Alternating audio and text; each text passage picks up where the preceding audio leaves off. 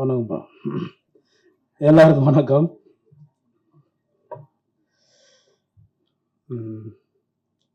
முதல்ல நன்றி சொன்னேன்னா இந்த படத்தோட தயாரிப்பாளர் சார், நன்றி சார்.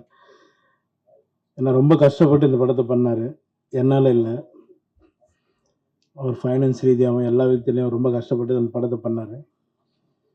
அதுக்காக இந்த படம் ஓடணும் சார். கண்டிப்பாக சப்போர்ட் பண்ணுவோம் கடவுள் உங்களுக்கு. அடுத்து வினேஷ் சார், டைரக்டர். அவர் சொன்னார் கரெக்ட், உண்மை. 15 வருஷத்துக்கு முன்னாடி தீக்குளிக்கும் பச்சை சார். வாங்க சார்.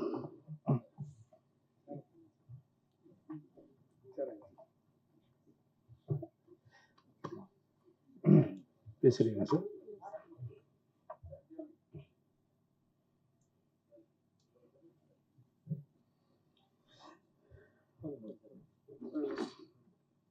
வணக்கம் சார்.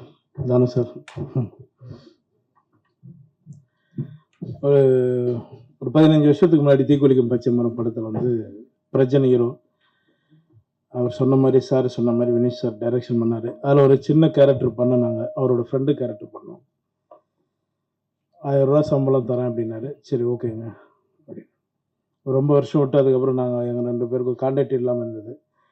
ஒரு 5-6 வருஷத்தை விட்டு ஒரு ஃபோன் வந்தது. அந்த வாய்ஸ் கேட்டு தான் நான் வந்து பேர் கூட கேட்காம வினீஷ் சார் எப்படி இருக்கீங்கன்னு ரொம்ப ஷாக் ஆகிட்டார். ஏன்னா நான் பழசை மறக்க மாட்டேன். நமக்கு 1 ரூபா 2 ரூபா கொடுத்துருங்க, நான் மறக்க மாட்டேன். அதுக்கப்புறம் நான் பேச ஆரம்பித்தேன். பேசி வாங்க சார் நேரில் மீட் பண்ணலாம் அப்படின்னு. ஒரு 5 நிமிஷம் தான் லைன் சொன்னார். அவரோட பிரச்சனையும் சொன்னார்.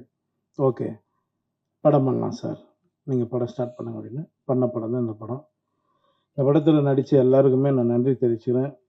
மேடம் உங்களுக்கும், அப்புறம் அறிவு பாலா, சாந்தி அக்கா, நிறைய பேர் இருக்காங்க.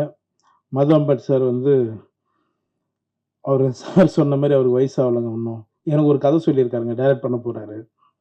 சொல்லிட்டு சார், சாரி சார் உங்களுக்கு தெரியாமல், ஒரு சரியான கதை சொல்லியிருக்காரு, சூப்பர் கதை சொல்லியிருக்காரு. அந்த படம் சீக்கிரம் நானும் சாரும் கண்டிப்பாக பண்ணுவோம். தனஞ்சயன் சார் உங்களுக்கு ரொம்ப நன்றி சார். சார் உங்களுக்கு ரொம்ப நன்றி. ஏன்னா பயங்கர சப்போர்ட் பண்ணியிருக்காங்க இந்த படத்துக்காக. இந்த படம் ரிலீஸ் பண்ணுறதுக்கு தானு சாரும் தனஞ்சயன் சாருக்கும் நான் நன்றி தெரிவிச்சுக்கிறேன். சார் சொன்ன மாதிரி, சார் நான் எங்கே சார் சம்பளம் ஃபிக்ஸ் பண்ணுறேன்? என் சம்பளம் தான் வெளியில் இருக்கிறவங்க எல்லோரும் ஃபிக்ஸ் பண்ணுறாங்க சார். என் சம்பளம் எனக்கு எவ்வளோன்னு தெரியாது சார். அந்த சுச்சுவேஷனில் தான் போயிட்டுருக்கேன். நீங்கள் சொன்ன மாதிரி நாங்கள் எல்லாம் சம்பளம் கம் பண்ணுறோம் சார். நீங்களே அனுப்புங்க சார், யார் வேணாலும் அனுப்புங்க, நல்ல கதை கேட்டு அனுப்புங்க. சொல்கிற சம்பளத்தை நீங்களே வாங்கி கொடுத்துருங்க. அதை கேட்டால் தான் இங்கே எதிரி ஆயிரும். அதான் உண்மை. இப்போ நம்ம வந்து நேற்று முந்தினாலும் வரல, யார் வேணாலும் என்ன வேணாலும் பேசுகிறாங்க. என் அசிஸ்டண்ட்டு என்கிட்ட ஒரு 3-4 வருஷம் ஒர்க் பண்ண ஒரு தம்பி ஒருத்தன் ஹீரோவை பண்ண போகிறேன்னு சொன்னான். ரொம்ப நல்ல விஷயம், போய் பண்ணுற போட அப்படின்னேன். ஆனால் அதில் 2 நாள் ஒர்க் பண்ணலாம்ண்ணா, நீங்கள் எனக்கு ஒரு வாய்ப்பு கொடுத்தீங்கன்னா அது நல்லா இருக்குண்ணா அப்படின்னா. சரி ஓகேடா, நான் எவ்வளோ பேருக்கு போகிறோம் வாடா அப்படின்னு சொல்லி பண்ணேன். அந்த படத்துக்கு தான் நான் 7 லட்சம் கேட்டேன், 8 லட்சம் கேட்டேன்னாங்க. இது என் படம், நான் தான் வரணும், இல்லைன்னா தப்பு, நீங்களே நான் தப்பாக எழுதுங்க, இது என்னோட படம். எனக்கு அவங்க சொன்னாங்க, நாங்கள் வந்துட்டோம்.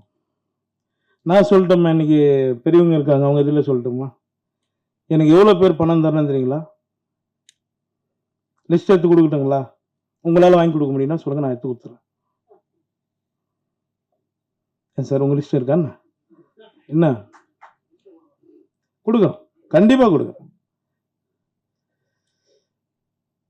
அப்படி பேசாதீங்க. நாங்கள் சப்போர்ட் பண்ணி தான் நாங்கள் போயிட்டுருக்கோம். என்னை பொறுத்த வரைக்கும் நான் எல்லாருக்கும் சப்போர்ட் பண்ணிட்டுருக்கேன். இன்றைக்கி 50-60 கோடி சம்பளம் வாங்குற டைரக்டரும் கூட எங்கேருந்து ஆரம்பித்தாங்க நீங்கள் எல்லோரும் ஒரு முறை யோசிச்சிங்க, சரிங்களா? இந்த படம் ரொம்ப கஷ்டப்பட்டு, நான் ஜாஸ்தி பேசலை, எமோஷன் ஆகலை, அப்படியே ஃப்ரீயாக விட்டுருவோம்.